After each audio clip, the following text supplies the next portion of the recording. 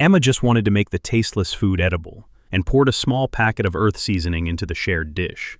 A minute later, 3 alien delegates collapsed onto the floor, and the station wailed with the biological attack siren. But the strangest thing didn't happen in the banquet hall. It was in the eyes of the technicians, who looked at her not with horror, but with hungry recognition. Chapter 1. The Seasoning. The navigator in her palm showed the same turn for the 3rd time in a row, but the corridor ahead stubbornly branched off in the opposite direction. 7 Wave Station wasn't built for humans. It changed its internal passages every half hour, adjusting to resonance fields that the locals considered something like breathing. To Emma, it looked simpler.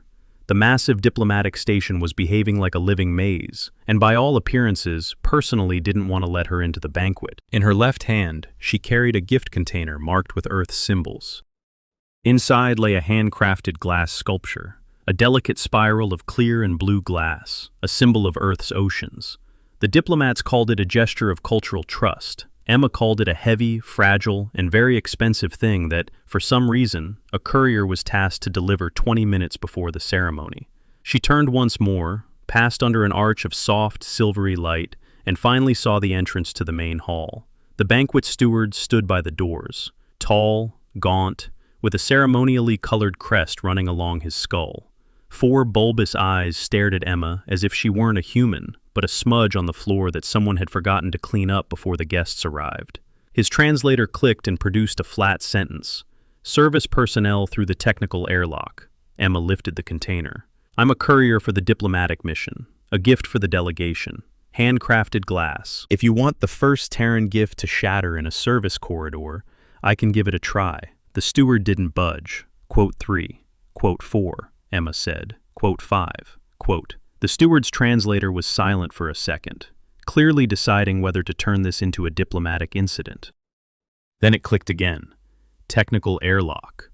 Emma smiled that smile all couriers develop after 100 flights, 40 inspections, and endless people who think they're more important than the schedule. Quote 7. She pretended to head for the service entrance, walked 10 paces, waited until the steward turned toward the next group of guests, and ducked into a side passage used for serving dishes. On any station, there are parade routes used by those permitted to be visible. And then there are the others, narrow, poorly lit, smelling of heated insulation and foreign kitchens. These are used by cleaners, technicians, loaders, couriers, and everyone else without whom solemn ceremonies somehow immediately fall apart. Emma entered the banquet hall through an inconspicuous door behind the serving line. The hall was massive and ovoid, with a ceiling rising up into translucent acoustic panels. Delegations sat at a long table. The humans, tense, polite, overly careful in every movement. The 7 waves, motionless, formal, as if each of them was afraid to make an extra gesture without the permission of tradition. Dishes were set on the tables. Emma immediately understood why the human diplomats were smiling so painfully. The food looked like sliced construction insulation. White cubes, gray plates, transparent gelatinous ribbons. It all smelled of almost nothing, perhaps like cardboard after the rain. She placed the container in the center, next to the communal dish, intended to symbolize the unity of the 2 civilizations. The dish also symbolized cardboard. One of the human diplomats, a short man with the face of someone who already regretted his career, tried a piece, chewed politely, and froze. Then he slowly placed his utensil on the edge of the plate. Emma turned away to keep from laughing. She hadn't intended to do anything. She really hadn't. Her task was simple. Deliver the gift, leave, get her logbook stamped, find a vending machine with human coffee, and forget this banquet like a bad dream. But then, one of the 7 waves with a ceremonial crest pushed the communal dish closer to the humans. A gesture of friendship. The human diplomat took another piece, and Emma saw in his eyes the silent plea of a man who cannot refuse and finds it impossible to swallow. __quote_8__, she muttered under her breath. In the pocket of her courier jacket lay a small packet of universal earth seasoning. Salt, dried herbs, a pinch of pepper. Nothing special. Emma had been carrying such packets with her ever since a run to an asteroid farm, where for 3 days she'd been fed a protein paste devoid of taste, smell, or purpose. She looked at the steward by the entrance. He was busy with the arriving guests. She looked at the humans, at the communal dish, at her own hand, which was already holding the packet. Quote 9, she said softly, and she poured the seasoning into the dish. For the first few seconds, nothing happened. Then, the 7 waves closest to the dish inhaled through his lateral respiratory slits and went rigid. His upper limbs jerked convulsively. His crest lost its color so abruptly, it was as if the light had been drained out of it. A second delegate stood up, took a step back, and collapsed, his shoulder hitting the edge of the table. The third didn't even have time to cry out. His body went limp, right in his chair. The hall exploded. Humans jumped up, unsure whether to help or back away. Security rushed toward the table. The steward shouted in the 7 waves language, and the translators began spitting out fragments, one after another. Poisoning, unknown substance, threat, isolation. Emma stood there with the empty packet in her hand. "It's seasoning," she said. "Ordinary seasoning. Salt, herbs, pepper. She was shoved in the shoulder so hard she nearly fell. 2 guards twisted her arms behind her back. One knocked the packet from her fingers. The second picked it up by the edge with a metal clamp, as if it were an explosive. The head steward was in front of her instantly. Up close, his 4 eyes seemed cold and identical. "The human representative has deployed a biological substance against the 7 waves delegation," he declared loudly. No longer for her, but for the cameras that flared to life around the hall. "I'm not a representative, I'm a courier." Emma tried to break free, but the guard's grip only tightened. Quote 16, quote 17. And that was when she saw something strange. Not in the steward's eyes, not among the delegates who recoiled from the human side of the table, but by the wall, behind the service line. A technician in a gray uniform stood between the acoustic panels and stared at her as if he recognized someone from an old photograph. Not with horror, not with hatred, with shock. Another lower-tier worker, a medic or an engineer, lowered his diagnostic tablet and made a short gesture with his fingers. Emma didn't know what it meant, but beside him, another technician repeated the gesture almost mechanically. The guards dragged her toward the exit. Right at the door, one of them noticed the patch on her sleeve. The old rescue patch, a faded circle, 2 crossed lines, the letters of the Earth Search and Rescue Service. Emma should have ripped it off her jacket long ago, but she just couldn't. She had pulled too many people out of fire, smoke, and depressurized compartments in this uniform. The guard's fingers brushed the fabric. For a moment, his grip loosened. "Move!" the steward barked. The guard squeezed her arm again and shoved her into the corridor. The doors closed, cutting off the noise of the hall. The station's official channel began to broadcast from above. Quote 19, quote 20. Emma walked between the guards, feeling how something much larger was being born out of simple stupidity, a pinch of salt, and an attempt to save someone else's dinner. They no longer saw her as a courier. Now she was evidence, and someone on this station had realized all too quickly how to use that evidence. Chapter 2. The Holding Cell. The corridors behind the station's ceremonial sector were completely different. The soft silver lighting was gone, as were the smooth walls with ceremonial patterns. Here, the panels were uneven, the ventilation worked with a raspy wheeze, and the metal vibrated underfoot. Emma felt almost more at ease. Grand venues always lie. Service areas at least show what's holding everything together. The guards led her quickly, but not toward the medical block. She noticed it immediately. "If I've launched a biological attack," Emma said, "it would be logical to check me for toxins. Or is your medicine decided by a vote too?" The guard on the left didn't react. The one on the right, the one who had looked at her patch, turned his head slightly. Quote 24, quote 25, quote 26, quote 27. The guard remained silent, but the fingers on her elbow were no longer pressing so cruelly. At a turn, a medic stepped out to meet them. He was short, with a dull crest, and no ceremonial insignia. He held a diagnostic tablet, and was clearly in a hurry, until he saw Emma. He stopped in the middle of the corridor. Quote 28, quote, the medic said. The left guard sharply clicked his jaw plates. Quote 29, quote 30, the medic said, raising a scanner. Quote 31, quote. It was a good move, too good for a random medic. Emma opened her mouth, allowed him to take a sample, then held out her hand for a skin analysis. The scanner ran over her palm with a cold light. The medic stared at the readings longer than necessary. His fingers trembled almost imperceptibly. Quote 32, quote, he said finally. Quote 33, quote, Quote 34, quote 35, quote. The medic didn't smile.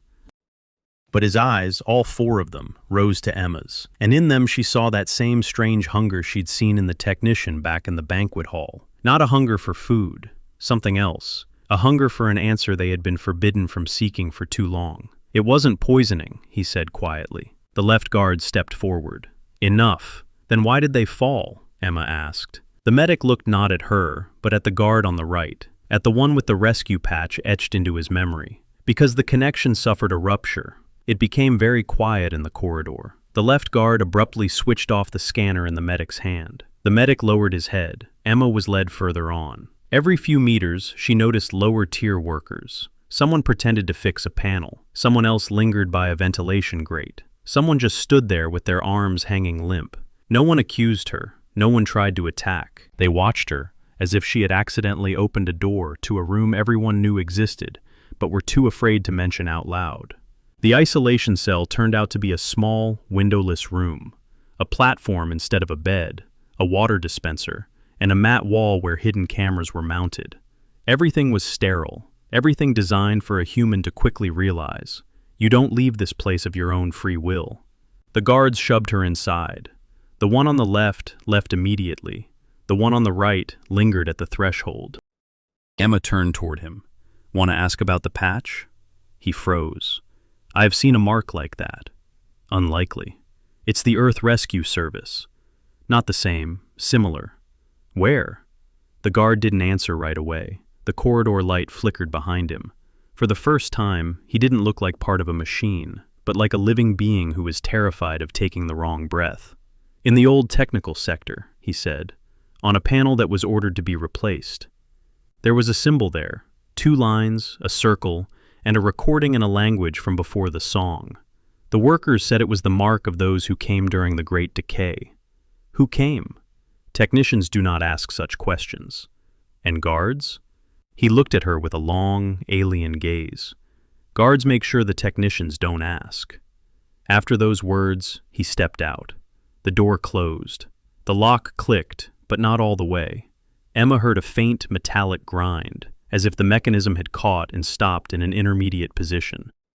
She didn't rush to the door immediately. She waited 10 seconds, 20. Then she walked over and ran her fingers along the seam. The gap was tiny, but it was real. The guard had left her an opportunity to get out, or for someone to get in. A screen turned on overhead. Diplomat First Light appeared on it, the lead representative of the 7 waves at the negotiations. Emma had seen him at the start of the ceremony. Impeccable posture, a vibrant crest, and a voice where every word sounded like a decision already made. Now he was addressing the entire station. Emma clenched her fists.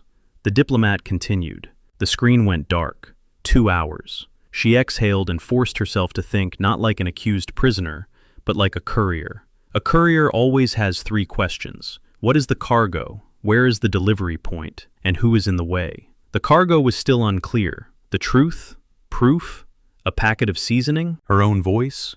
The address was the station's main channel. If the whole station heard the accusation, then the whole station must hear the response. And Diplomat First Light was in the way. Too fast. Too ready. He wasn't frightened by what happened. It was as if he had been waiting for it. Steps were heard outside the door. Not the heavy tread of a guard. Fast, erratic, cautious. Emma stood against the wall next to the opening, not in front of it. An old rescue habit. Never meet the unknown face first through a door crack. The door slowly creaked open. 4 bulbous eyes peered into the gap. "You are here," said the technician in the gray uniform. Emma recognized him, the same one from the banquet hall. "And you're risking your life for a blindingly obvious observation," she replied. "Come in and close the door." The technician slipped inside. His hands were trembling, but not from weakness. It was because he had already crossed the line and could never go back to being who he was before. "My work designation is Resonator 9, he said. "I maintain the station's acoustic systems." "Emma, Courier, temporary enemy of your civilization. You are not an enemy." "That's good to hear.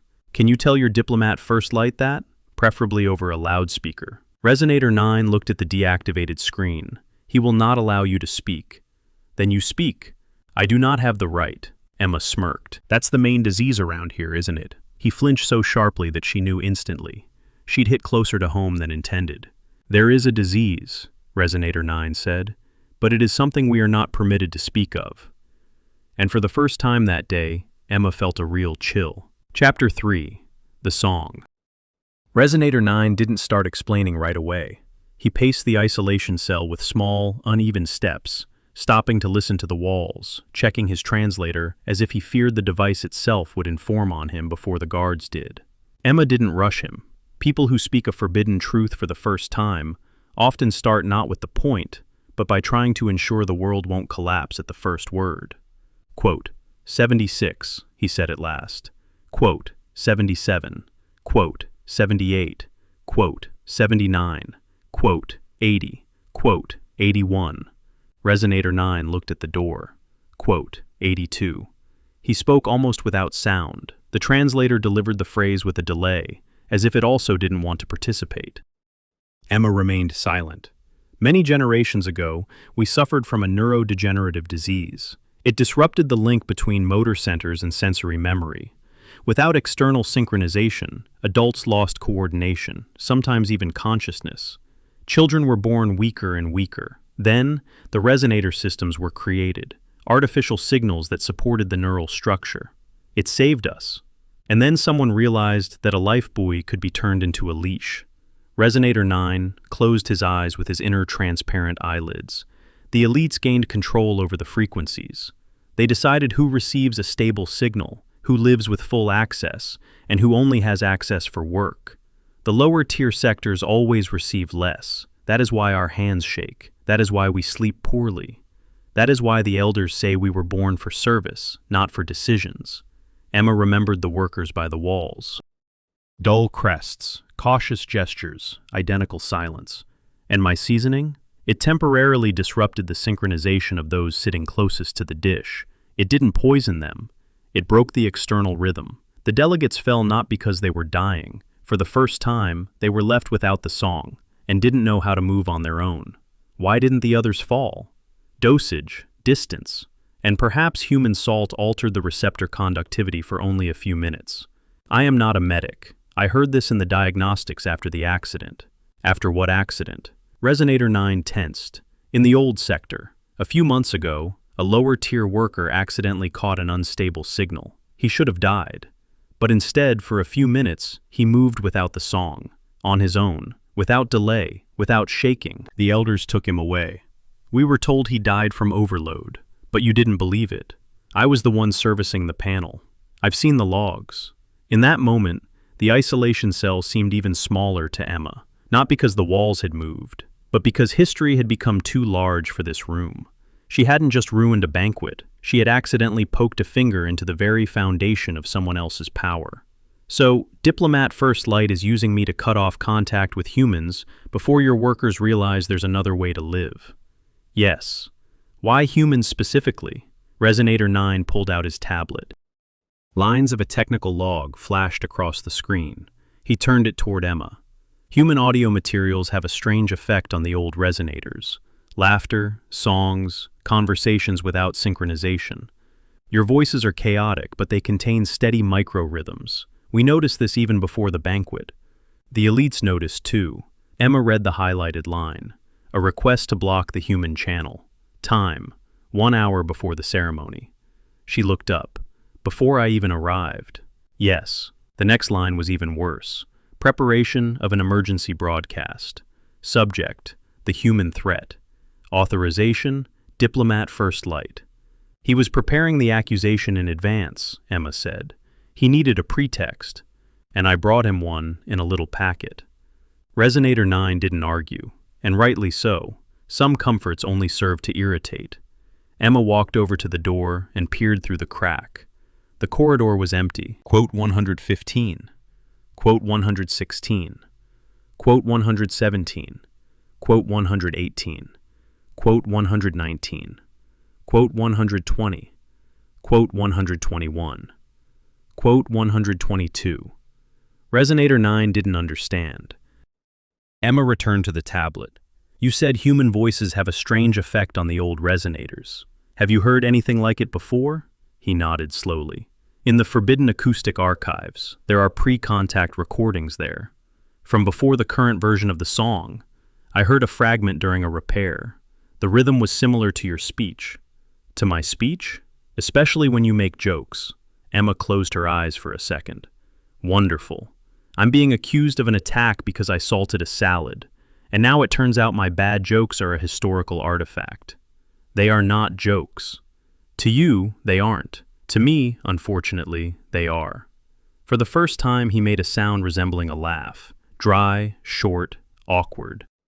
As if his body wasn't sure if it was allowed to do that. And it was precisely that sound that finally convinced Emma.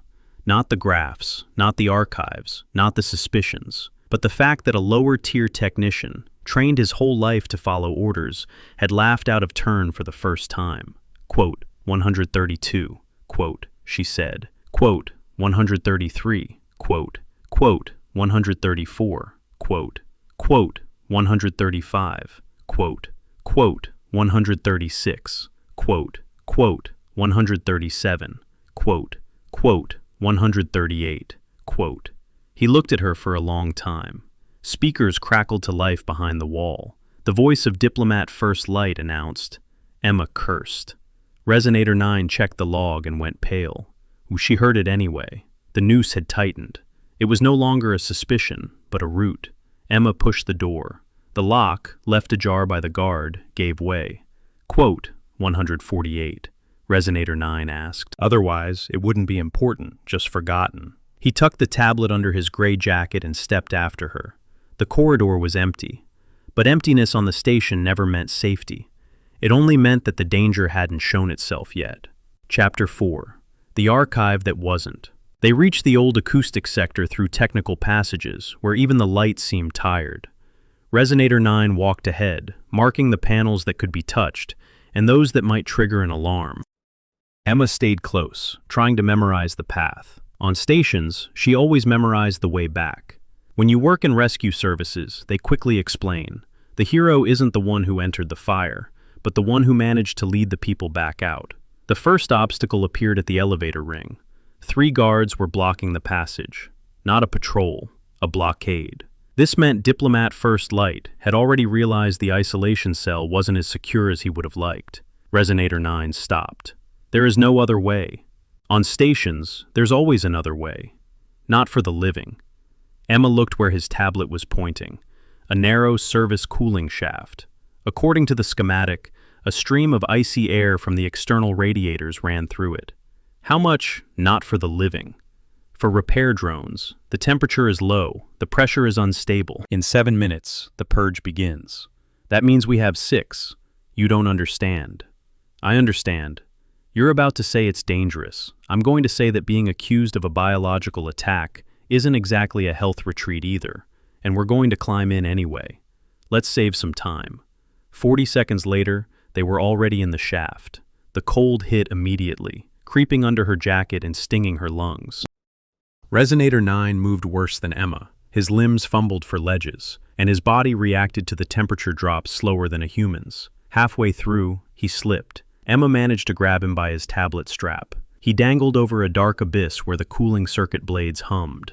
Underscore, underscore, quote, underscore, 162 underscore, underscore, she hissed. Quote, 163, quote, 164, quote, 165, quote, 166, quote, 167, quote. He was trembling. Quote, 168, quote. From below, the sound of the purge was rising. Quote, 169, quote. He lunged. Emma pulled with the last of her strength, her shoulder slamming into the wall, but she hauled him onto the narrow platform. A few seconds later, the air current roared through the shaft behind them, stripping the frost from the panels. Resonator 9 lay on the metal, motionless. Emma asked. He said. He turned his eyes toward her. Quote, 173, quote, 174, quote, 175. They climbed out of the shaft into the old sector 8 minutes before the final vote preparations were set to begin. The archive room turned out not to be a room, but a circular technical shaft, lined with rows of acoustic plates.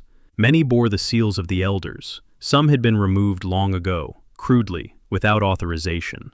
It meant the elites weren't just banning the archives, they were coming here themselves. Resonator 9 connected the tablet to the diagnostic port. The screen flickered. Access restricted. He entered a work code.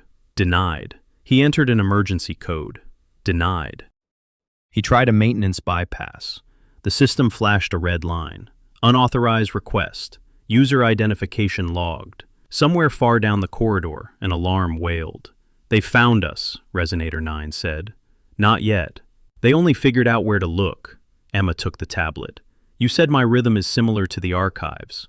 "Yes. The system searches by access level. What if we search by resonance diagnostics?" "It needs an input signal. Record this." "What?" Emma leaned toward the tablet's microphone and repeated that same phrase, not as loud as in the banquet hall, but with the same rhythm. Underscore underscore quote underscore 185 underscore underscore. The system did nothing. Resonator 9 quickly adjusted a filter. Emma exhaled and added a second phrase, more irritably this time. The plates in the wall responded quietly, not even with sound, with vibration. A tremor ran through the metal, like a string plucked after many years of silence. Lines began to race across the screen. Rhythmic imprint search. Match. 43%. Then 61%. Then 88%. Resonator 9 froze. Underscore underscore quote underscore 189 underscore underscore. The file opened without an image, only sound and a technical transcript. At first, Emma heard not speech, but a rhythm, pulsating, uneven, alive. Then the translator struggled to output an old recording. Quote, 190, quote, 191. Resonator 9 stepped back from the screen. Quote, 192, quote, he whispered. Emma felt everything inside her click into place. It wasn't a magical human voice, not an ancient prophecy, not a chosen courier with a saving joke. It was an emergency protocol. Long ago, the creators of the song had left a bypass so that any operator could stabilize the system if the central authority failed. The protocol accepted a living voice, not a synthetic signal. Human speech fit not because humans are fairy tale special, but because it was unsynchronized enough, alive enough, to wake the old mechanism. That was why the elites banned the archives. Not because they were dangerous, because they allowed one to act without permission. Something slammed against the door. Then again, a security voice from outside ordered the sector opened. Resonator 9 frantically began copying the file. "Faster," Emma said. "The system is throttling the transfer." A new line appeared on the screen. Remote archive erasure. Authorization. Diplomat first light. "There he is," Emma said. "He's not just using a lie. He's covering his tracks." Resonator 9 connected a backup module. The transfer was agonizingly slow. 12%, 18%, 23%. The door began to buckle. Emma looked around. In the corner stood an old manual amplifier, a heavy metal block likely used to calibrate the panels by hand in the past. She lifted it with both hands and wedged it against the door as a brace. "Will that stop them?" Resonator 9 asked. "No, but it'll let them know we're very optimistic." He let out that dry, short laugh again. Copying, 57%. Outside, the voice of Diplomat First Light came on, not through the general channel, but directly into the archive room. "Resonator 9, you do not understand what you are doing. Without the song, the lower sectors will perish. I am protecting our species." Resonator 9 froze. Emma saw how those words hit home, striking a deep-seated ancient fear. It wasn't loyalty, it was fear. What if it's true? What if freedom really does kill those it promises to save? She didn't bother saying, quote, 201, quote. That would have been too simple.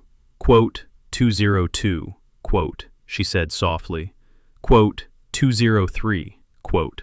Resonator 9 slowly returned to the panel. Copying, 81%. The door cracked. Copying, 96%. The screen flickered. File saved. A second later, the archive record vanished from the main system. The guards burst inside. Emma managed to slip the data module into her jacket pocket. Underscore underscore quote underscore 204 underscore underscore, the commander barked. Resonator 9 raised his hands. Emma did the same. But this time, she was smiling, because she had the cargo. and a courier who already has the cargo in her pocket never considers herself caught. She considers the route to have become more interesting. Chapter 5. A Voice Without Permission. They weren't taken back to the isolation cell. That was the first sign that Diplomat First Light was nervous. They were led toward the main hall, across the upper service bridge. Below, the delegates were already gathering. The human side sat separately, behind a transparent security barrier. The humans were trying to argue, but their microphones were dead. Their faces wore the expression Emma hated most.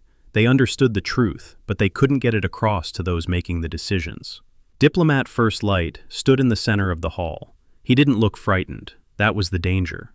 A frightened enemy makes mistakes. A confident enemy has already prepared for where the debris will fall. When Emma and Resonator 9 were led onto the side platform, he turned to them as if he had been waiting for exactly this moment. Quote, 205, quote, he said into the general channel.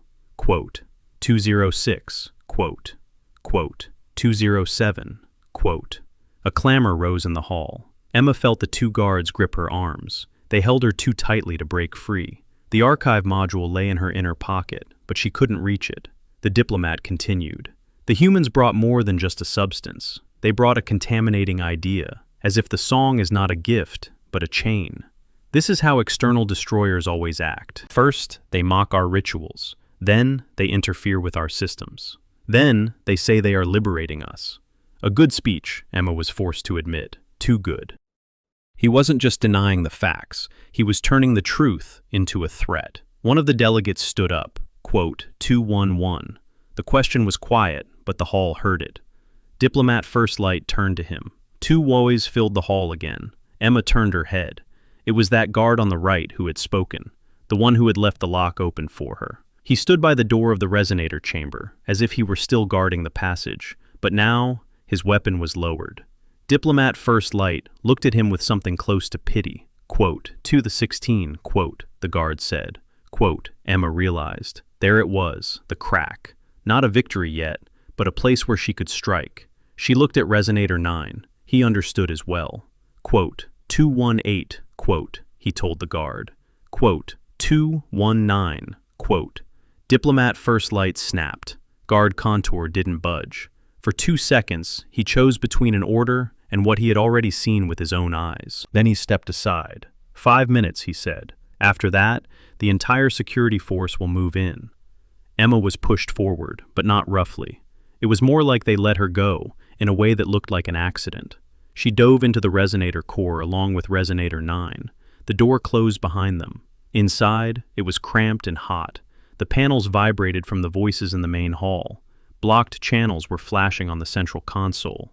The module, Resonator 9 said. Emma pulled out the archive copy and tossed it to him. He inserted it into the port. The system immediately issued a rejection. Broadcast rights denied. He tried through diagnostics. Rejected. Through the emergency circuit. Rejected. Outside, Diplomat First Light's voice was growing louder. The vote must conclude now. Any delay plays into the human's hands. The timer on the wall showed 4 minutes. Resonator 9 slammed all 4 of his upper hands onto the panel. It's not working. Emma looked at the channel diagram. The central broadcast was locked. Diplomacy was locked. The council was locked. But one circuit was flashing green. What's that? A technical acoustic stability check. It runs before every vote. The signal is short, no words, just a calibration of the hall. Does it go to all the resonators? Yes, but only as a test. Then we don't need to broadcast. We need to pass through as a test. Resonator 9 looked at her. The test only accepts a live input signal during manual calibration. Perfect. To do that, the operator must initiate the rhythm with their voice. Even better. And if the frequency is wrong, the old panels could overload. Emma fixed her gaze on the glass, behind which the main hall was buzzing. How much of an overload? It could strike the nervous systems of those closest to the main circuit. Now, it went quiet. The search for an easy victory was over. There was now a price. If they failed, Diplomat First Light wouldn't just get an excuse. He would get actual casualties. And then, no amount of truth would matter. Emma took a slow breath. Can we lower the power? Then the signal won't reach the lower tier sectors. We need the council right now. Not the whole station. But the workers won't hear it. They'll hear it later, while they're still alive, if we don't kill half the hall first. Resonator 9 nodded. It was a small but vital moment. He wasn't just following Emma's lead anymore. He was making the decision with her. Outside, the final countdown for the vote began. Delegates, confirm the termination of contact with the human race. Resonator 9 switched on the manual calibration. You need to repeat the rhythm of the input key, not the phrase from the archive. Your live rhythm, the one that woke the system. Emma stepped up to the microphone. She could have said something grand, something about freedom, truth, nations, and history. Diplomats love phrases like that. They sound like they are supposed to work. But the old protocol hadn't woken up because of greatness. It had woken up because of the real her, a tired courier who tried to save someone else's dinner and didn't know how to keep quiet when things got too serious. She leaned toward the microphone. Emma said, using the same tone she had in the banquet hall. Resonator 9 triggered the calibration. For the first half second, nothing happened. Then the hall heard not her words, but what lay beneath them. An uneven, living rhythm, converted by the old protocol into an emergency stabilization. The ceiling panels flared with a soft light. The sound passed through the main circuit, not as a strike, but as a wave that seemed to make the very air grow denser. The delegates froze. Several lower-tier workers near the walls gripped their control panels, bracing for pain. There was no pain. On the contrary, the trembling in their hands began to subside. One of the elders raised a limb and stared at it, as if, for the first time in many years, it obeyed him, and not some invisible command. Resonator 9 activated an archival recording. An old technical voice rang out across the hall. Quote, 250, quote. The phrase was repeated in the language of the 7 waves, then once more, this time without translation. Diplomat First Light rushed toward the central console. He tried to shut down the circuit, but Guard Contour reached the panel first and removed the override key. Quote, 251, quote, the diplomat said. Quote, 252, quote, quote, 253, quote. The guard looked out at the hall, at the workers by the walls, at the delegates who were no longer collapsing without the song, at Emma behind the glass of the resonator core. Quote, underscore, 254, quote, he said. One short word. For humans, ordinary. For the 7 waves in this hall, louder than any anthem. Diplomat First Light turned to the council. Emma switched on the microphone. She projected the lockout log of the human channel onto the main screen. The time, the signature, the authorization. Then, the recording of the prepared indictment drafted an hour before the banquet. Then, the attempt to remotely wipe the archive. The hall was no longer noisy. Noise is what happens when people can still hide within a collective reaction. Here, there was a silence in which everyone heard their own conclusion. An elderly delegate with faded ceremonial colors was the first to stand. Quote, 257. After him, a female delegate from the science wing stood up.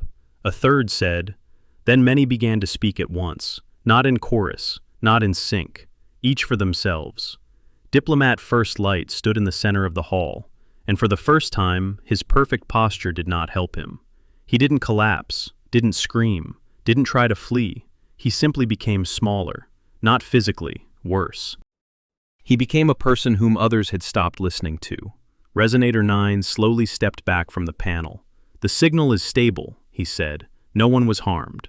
Only now did Emma feel her own hands begin to shake. Good, because if I'd caused a second disaster today, I'd have to change professions. He looked at her. To what? I don't know. Something safe. Diplomacy, for instance. And this time, Resonator 9 laughed without the help of a translator. Chapter 6. The Patch. There were no ovations after the victory. Emma was actually glad for that.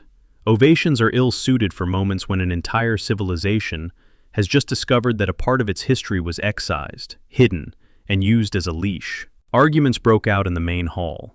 Delegates demanded the archives, medics demanded access to old protocols, and lower-tier technicians demanded the right to be present during audits of the resonator network. The Earth delegation finally secured a working channel, but the humans spoke cautiously.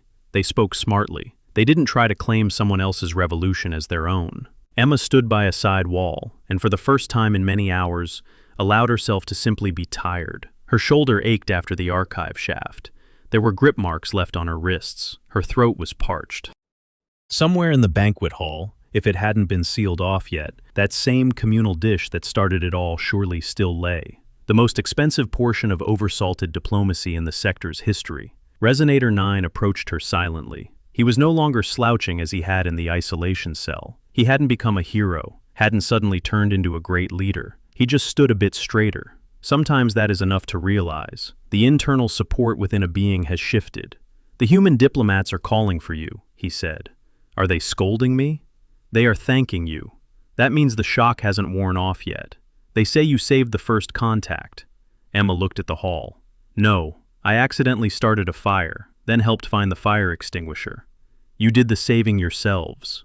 Resonator 9 thought about that phrase for a long time. We have no word for such an action. For what kind? When someone does not command, but helps another to stand up. Emma wanted to make a joke. She already opened her mouth. Then she closed it. Not everything needs to be saved by a joke. Near the exit of the hall, a lower-tier worker stopped her. He was older than Resonator 9, with a faded crest and traces of old burns on his hands. He wasn't a delegate, had no right to speak, and probably shouldn't have been this close to the central hall at all. But after everything that happened, the security no longer knew who they were guarding or from what. The worker was staring at Emma's sleeve, at the rescue patch, the very one guard Contour had noticed. Frayed, crookedly sewn on after an old accident, with threads that should have been replaced long ago. This sign, the worker said, does it signify those who come during destruction? Emma ran her fingers over the fabric. It signifies those who enter the places everyone else is leaving. Not because they aren't afraid, because someone has to. The worker slowly reached out his hands but stopped them in midair. He didn't touch it. He was asking without words. Emma didn't understand at first. She initially thought he wanted to buy the patch, trade it for a local insignia, or take it as a souvenir. Then she saw Resonator 9 bow his head, not out of shame, out of respect for a request that cannot be spoken aloud. They didn't need a souvenir. They needed the first sign that wasn't handed down from above. Emma tore off the patch. The threads resisted. She had sewn it on after the fire on the Maysky 4 cargo platform, when her rescue uniform burned, and she had to buy the jacket with her own money. Her partner had died there. She never told that story to passengers, diplomats, and certainly not to alien technicians. But every time she put on the jacket, she remembered why she hadn't quit the rescue service immediately. The patch came off with a quiet snap. A light-colored spot remained on her sleeve. Emma held the patch out to the worker. Quote, 279, quote, she said. Quote, 280, quote. The worker took the patch with both hands. He didn't raise it over his head. He didn't show it to the hall. He simply pressed it to his chest, where a human's heart would be. Several technicians nearby repeated that same finger gesture Emma had seen after the banquet. Even now she didn't know the exact definition, but she already understood the meaning. We see, we remember, we are not alone. Guard Contour approached last, no weapon in his hands. I left the lock open, he said. I noticed, she said. It was a violation, a good violation. He looked at the empty spot on her sleeve. I saw a similar mark in the old sector. Now I want to find out who left it there. Now that is your delivery, Emma said, to find your own history and return it to the recipient. He nodded. A courier shuttle was waiting for her at the airlock. Small, battered, with scratches on the hull and a patch of old sealant near the hatch. After the massive station, it looked almost ridiculous. Home always seems a bit ridiculous after foreign grandeur. Resonator 9 accompanied her to the ramp. The contacts have not been severed, he said. The council has appointed a joint medical commission. Lower-tier technicians have been granted the right to be present during the tuning of the song for the first time. A good start. The start is frightening, always. Will you return? Emma looked at the station through the airlock's observation glass. 7 waves still lived according to its own strange geometry. The corridors had surely shifted again. The halls were arguing once more. Somewhere, technicians were listening to old recordings, and for the first time in many years, the elders feared not outsiders, but the questions of their own people. I'm a courier, she said. I'm constantly blown toward places where someone filled out the delivery forms wrong. Does that mean yes? It means, I'm not promising, but there's a route now. Resonator 9 emitted a quiet, dry, clicking sound. Laughter. No longer stolen from humans. Not accidental. Not a glitch. His own. Emma boarded the shuttle, buckled in, and requested clearance for undocking. The station dispatcher didn't answer immediately. The voice was that of a lower-tier worker, not ceremonial. Earth Courier shuttle. Exit is cleared. 7 Waves thanks you for the delivery. Emma looked at the empty spot on her sleeve. The delivery was more complicated than the invoice stated, she said. Repeat? Nothing. Just a human comment. The shuttle pulled away from the station. 7 Waves slowly shrank in the viewing port. Massive, glowing, and still alien. But now, inside that alien station, there was a small Earth rescue patch, hidden not in a museum or a trophy hall, but in the hands of a worker who, for the first time in his life, received a symbol not of an order, but of a choice. Emma closed her eyes. She had only wanted to make tasteless food edible. In the end, she ruined a banquet, disrupted a vote, broke into an ancient archive, and helped an entire race hear its own voice without the permission of their superiors. She'd seen worse, though, usually, a delivery like that paid a lot more.